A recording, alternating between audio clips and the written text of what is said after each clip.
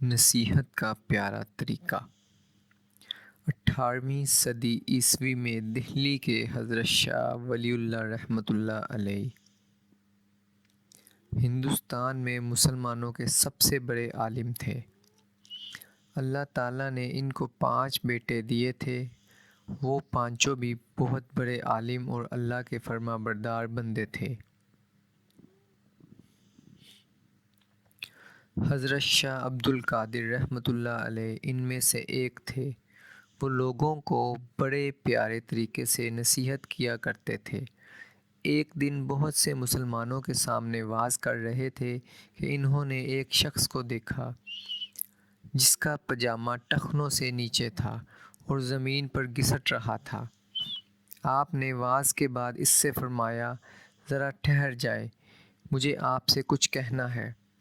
وہ ٹھہر گیا تو آپ اسے الگ تنہائی میں لے گئے اور اس سے فرمایا، بھائی جان، میرے اندر ایک عیب ہے کہ میرا پاجامہ ٹخنوں سے نیچے ڈھلک جاتا ہے۔ ہمارے رسول پاک صلی اللہ علیہ وسلم نے فرمایا ہے کہ جس شخص کا پاجامہ ٹخنوں سے نیچے ہوگا اس کو سخت گناہ ہوگا۔ ذرا میرے پاجامے کو غور سے دیکھیں اور مجھے بتائیں کہ میرا خیال صحیح ہے یا وہم ہی وہم ہے۔ وہ شخص شاہ صاحب رحمۃ اللہ علیہ کی بات سمجھ گیا۔ اس نے ان کے پاؤں پکڑ لیے اور کہا، حضرت، آپ میں کوئی عیب نہیں، یہ عیب میرے اندر ہے۔ آج تک مجھے کسی نے سمجھایا نہیں تھا، اب کبھی میرا پاجامہ ٹخنوں سے نیچے نہیں ہوگا۔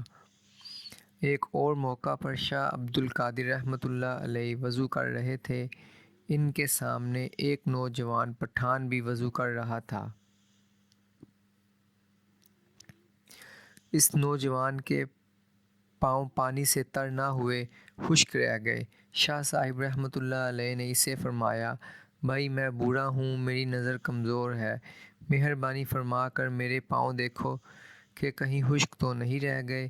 رسول اللہ صلی اللہ علیہ وسلم نے صحیح یا پورا وضو نہ کرنے کو بڑے گناہ کی بات بتایا ہے، جس پر سخت عذاب ہوگا۔ جب نوجوان نے اپنے پاؤں دیکھے تو وہ خشک تھے۔ اس نے کہا، حضرت، اللہ تعالیٰ آپ پر رحمت کی بارش برسائے، مجھے آپ نے اچھی نصیحت سے غلطی بتائی۔